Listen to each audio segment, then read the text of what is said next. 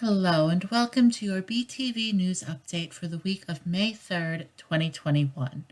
Up first is our political section hosted by Allison Sanel, here to discuss Biden's current track record with immigration at the border and a troubling trend that has been observed on TikTok. Back in January of 2019, Trump enacted his Remain in Mexico policy, which requires asylum seekers to stay in Mexico while their claims are processed.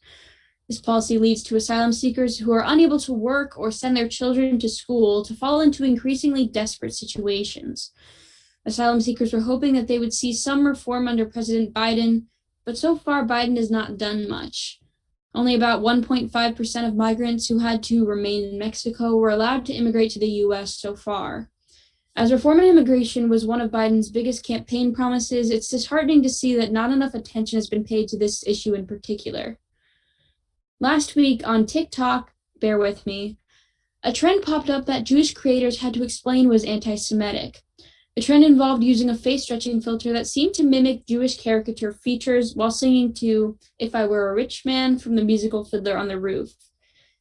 The most incredible part of this story, however, was the sheer number of people who thought that that song was actually a cover of Gwen Stefani's Rich Girl, which, fun fact, is actually a cover of a cover since Gwen was covering Lucy Liu and Mitchie One, which was an adaptation of the original from the 1964 musical.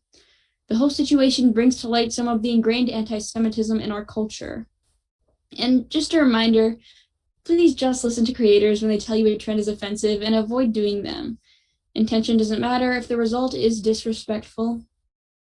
Back to you, Ryan. Thanks, Allison. And now for COVID news, Gavin VanHorn. Hello, Binghamton. We have good news from this past week, so let's get right to it. A Beeline News announcement described a study that the university is conducting to better understand students' positive experiences during COVID. Responses will help the university learn how best to support students during this pandemic and afterwards. The study is split into two parts. Participants begin by completing a 15-minute survey, and they will be entered into a raffle for a $50 Amazon gift card. The link to this survey is located in the announcement. Some respondents are also selected for a focus group on Zoom, and they will get a $10 Amazon gift card. Sona credit is also available for both the survey and focus group. Moving on.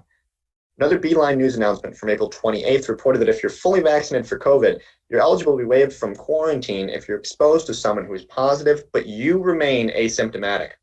To submit your proof of vaccination, go to the Decker Student Health Services portal, which is linked in the announcement, and upload your info in the COVID-19 immunization section.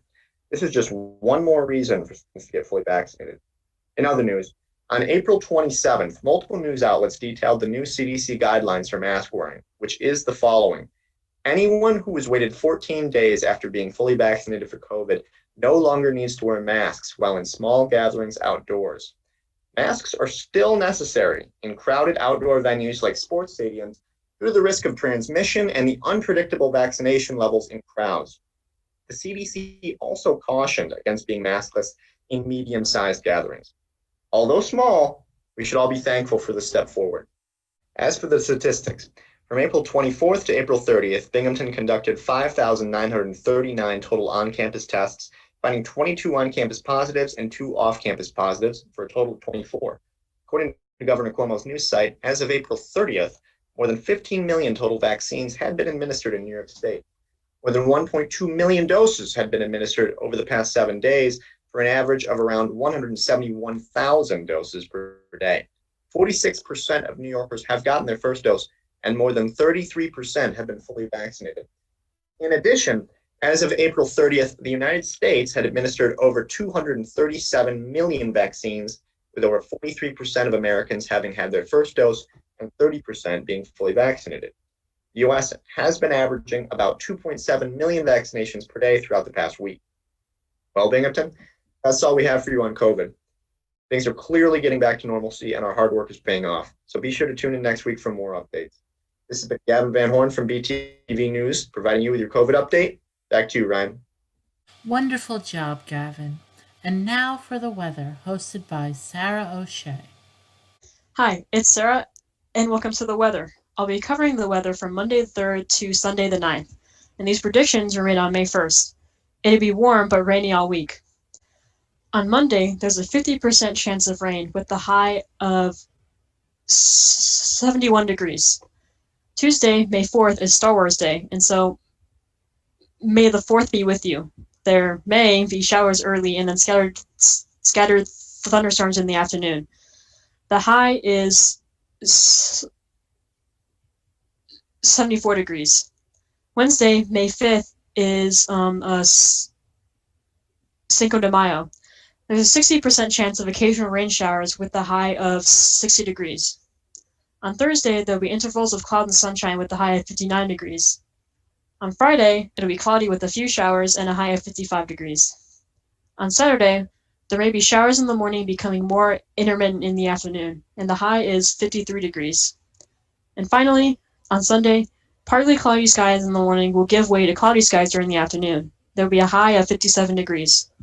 And now for our Doppler radar. So as you can see on our Doppler radar, there's going to be rain on Monday, Tuesday, possibly Wednesday too. We might be saved during Thursday, but then the rain will come back again during Friday and Saturday. And then on Sunday, we might be free. And that's the weather. And now back to you, Ryan. Excellent work, Sarah. And with that, we finish your news update for the week of May the 3rd, 2021. Please join us again next time for more updates in what will be our final episode of the semester. Until next time, have a wonderful week.